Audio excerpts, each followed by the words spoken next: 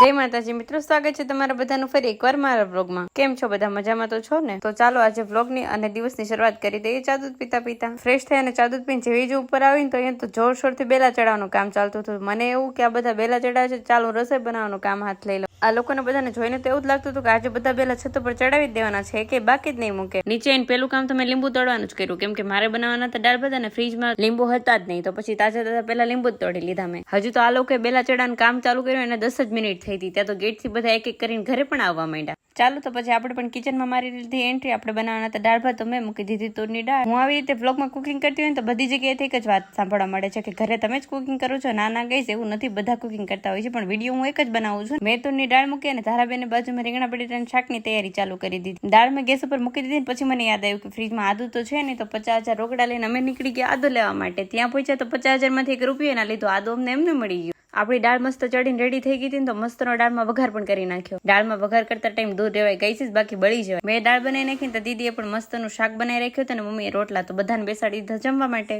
બધા જમવા બેઠી ગયા હતા ને તો હું ધારાબેન નખરા કરતા જો ધારાબેન મોઢું હંતાડે છે। અને આ ટેડી બેર તો જેટલો મને ગમે છે ને એટલો બીજા બધાને પણ ગમે છે। આખો દિવસ કોઈ ને કોઈ મારા ટેડી જોડે નખરા કરતા જ હોય। જમીને મસ્ત ફ્રી થઈ ગયા ને તો આપણે આવી ગયા થોડાક પાર્સલ, તો આપણે પહોંચી ગયા પાર્સલ રિસીવ કરવા માટે। દુર્ગેશભાઈ તો બેગ મંગાવ્યું હતું ને ચાંદીની નોટ મંગાવી હતી, ખબર નહીં ના ચાંદીની નોટ ને કરવી છે શું। પાર્સલ લઈને ઘરે આવી ગયા ને મસ્ત ને પી લીધી ચા, કેમ કે તમને બધાને ખબર છે ચા ના પીવું તો મારું મગજ કામ કરતું બંધ થઈ જાય, સિસ્ટમ હેંગ થઈ જાય, એટલે મારે ચા તો પીવી જ પડે। ચા પીને પછી આપણે જતા રહે કાકાના ઘર સાઈડ બેઠવા, તો અહીંયા તો મીટિંગ જ જામે। કાકાના ઘરેથી આપણે જેવા જ ઘરે આવ્યા ને ત્યાં આપણી ઘરે ફઈનું નાનું એવું બાવ આવી ગયું, બધા અમે મંડાઈ ગયા ફઈના બાવને રમાડવા માટે। પણ દુર્ગેશભાઈ થી તો એ બાવ બીતું હતું। આપણા રોનકભાઈને તો ગાડી જ બહુ ગમે છે ને, તો એને તો પેલા બાવને બેસાડીને ગાડીની બધી લાઇટિંગ જ બતાવી દીધી। બાવને ટાટા બાય બાય કરીને આપણે બેઠી ગયા રસોઈ બનાવવા માટે। અને અમુક માણસોને એવું થાય કે લસણની જેમ ખાણી નાખું, પણ કાંઈ વાંધો નહીં, એવા માણસોને પણ માતાજી સુખી રાખે। એક ગેસ ઉપર શાક મૂક્યા અને આપણે મંડાઈ ગયા રોટલી બનાવવા માટે, કેમ કે મમ્મીએ લોટ બાંધીને તૈયાર રાખ્યો હતો। ગઈ ઘઉંનો મારો નહીં, કિચનમાં બહુ ગરમી થતી હતી ને તો આપણે સેટ કરી દીધો આ મિની ફેન, અને પછી મંડાઈ ગયા આપણે રોટલી બનાવવા માટે। હું આ મસ્તની ફૂલી રોટલી બનાવું છું, ત્યાં તમે બધા મને ફોલો કરી દો રોજે મારા વ્લોગ જોવા માટે। તો લાઈક શેર સબસ્ક્રાઇબ કરવાનું ના ભૂલતા। મળીએ નવા વ્લોગમાં નવી મોજ મસ્તી સાથે। Bye bye.